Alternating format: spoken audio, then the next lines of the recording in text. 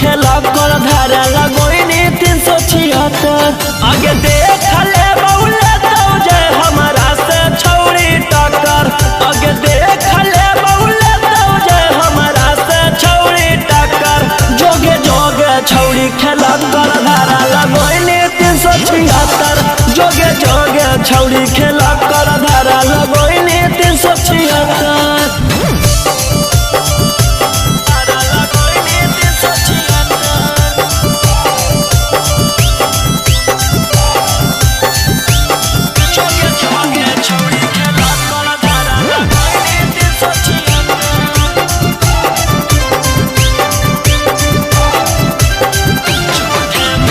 झूठे मूठे के छौड़ी हमारा फसावो हिंगे।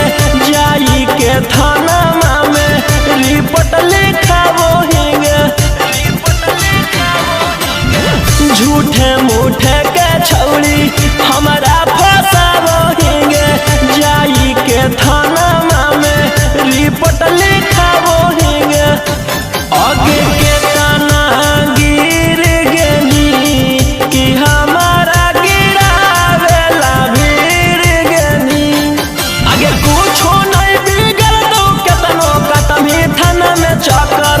आगे कुछो नहीं बिगड़ दो केतनो कटमी थाना में चक्कर।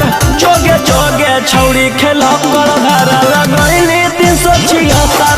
जोगे जोगे छौड़ी खेला कर धारा लगोइनी 376।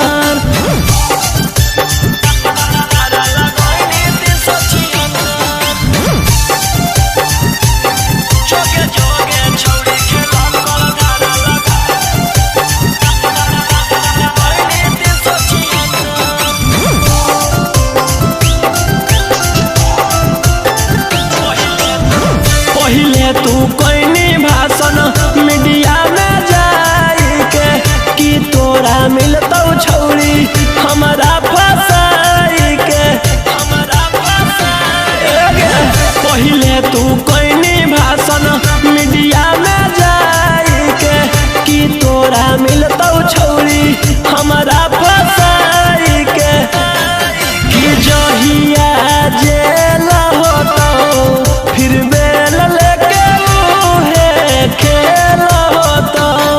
आगे रोही राऊ सनवा दिलवा कैले हकौ पत्थर। आगे राजा राऊ सनवा दिलवा कैले हकौ पत्थर। जोगे जोगे छौड़ी खेला कर धारा लगोइनी 376। जोगे जोगे छौड़ी खेला